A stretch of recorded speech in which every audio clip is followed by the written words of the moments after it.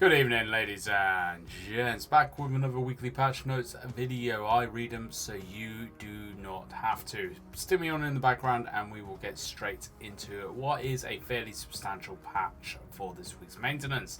Firstly though, before we do, if you have not hit that subscribe button, please do so. It really does help me out a lot, and most people that are watching these videos are not yet still subscribed. Please do so. Hit that like button, hit that share button, all that lovely fan doobie-tastic stuff. It really does help me out, and I will love you forever and ever.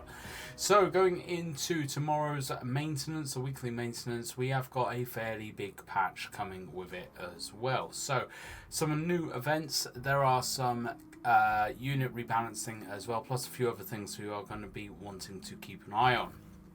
First off, there is a new 2-player PvE challenge, Together to Victory. So availability is all day, every day until maintenance on July 27th.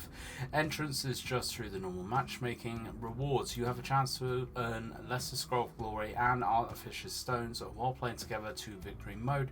You can earn up to 15 Lesser Scrolls of Glory and 15 Artificer's Stones per week. The drop count resets every Thursday at midnight server time. This is a 2-player PvE challenge. It's going to be interesting to see exactly what this is. There are going to be extra activity quests in line with this event actually being given to the Warden as well. So you go over to the Warden to accept the mode exclusive quests. Weekly quests reset midnight every Thursday server time, while challenge quests can only be cleared once during the entire event. Weekly is different kind of 3 different kind of quests. I'm not going to bore you here with anything, but you get the rewards of uncommon wisdoms, you get rare wisdoms in varying amounts. Then you get 2 actual challenges that can only then be completed once through this event. With those, you get 30 uncommon scrolls of mastery for both of them, so I would say that's definitely worth doing for those 60 uncommon scrolls of mastery in total. Rules: occupy the enemy's base before time runs out to win. You fail if you can't occupy the enemy's base before time runs out. Treasures: 3 treasures will spawn at the start of the raid, and every time after you capture a flag, you can only choose 1 to open at a point. Leadership refunds: it costs leadership to transfer units from supply points or from the deployment menu.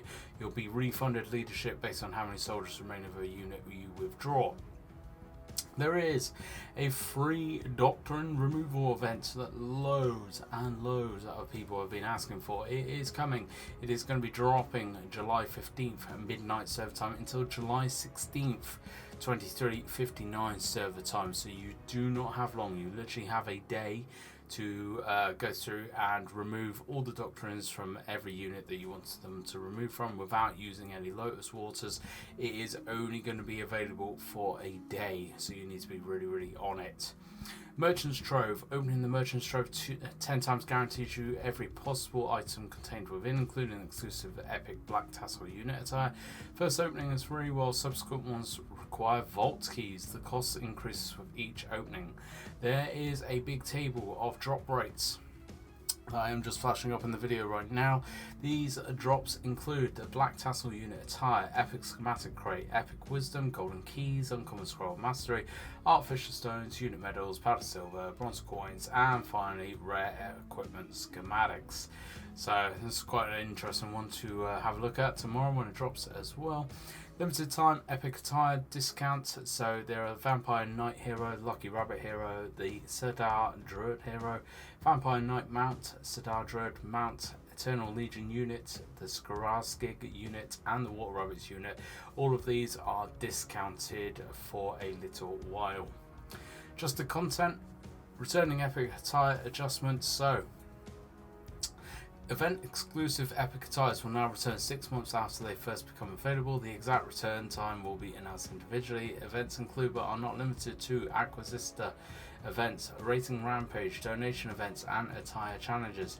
Exclusive Epic Hero attires can still be exchanged with Fragments and Curios and will also be available for purchase in the store. Components you already own will be deducted from the price. Exclusive unit and mount attires will no longer be able to be exchanged for Fragments and Curios and will only be purchasable through the store. After the update, the following items will be available to redeem for 50 Curios within the exchange store: Unsurpassed General Attire, Lords of the Forest, Vampire Knight, Nameless Ronin, Snow Rabbit, Gorgon's Guardian, and Cedar Druid. The crossover attires with Naraka, Blade Point, the Horizon 1 and Serpent Sacrifice will not return as described above. Please refer to our later news regarding their return. So there looks like they're going to be dishing out a lot of the older attires for a bit of a cheaper price in the next few months. So if you've missed out on anything that you were looking for, now is the time to probably grab one. Units Mastery. On a Units Mastery UI, you can now see where more uncommon scrolls of mastery and rare scrolls of mastery can be obtained. Select a mastery node that is not activated yet, and then click the plus icon on the panel on the right. Free battle event time adjustment. We have adjusted the start time for free battle event mode on Tuesday and Saturday to begin earlier at 1700 CEST and 1700 EDT. Balance adjustments, probably the biggest one that people are after. So we have got 4 units being balanced.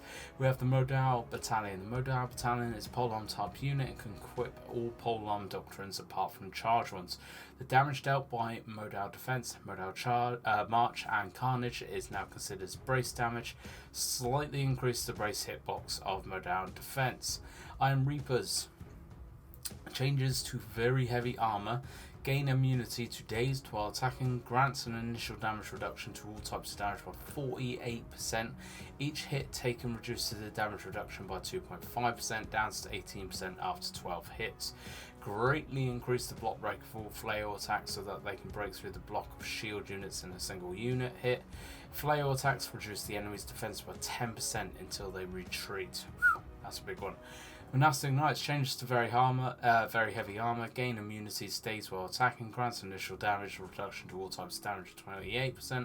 Each hit taken reduces damage reduction by 2.5%, down to 18% after 12 hits. Exactly the same as the Iron Reaper's very heavy armor. For the Brachio Pikemen, reduce the speed at which they turn while moving, all during stand firm, making it more difficult for them to quickly turn and follow the enemy's movement.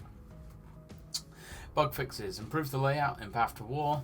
Resolved issues with following Steam achievements. I'm not going to read them all, but if you are looking for Steam achievements, they fixed them.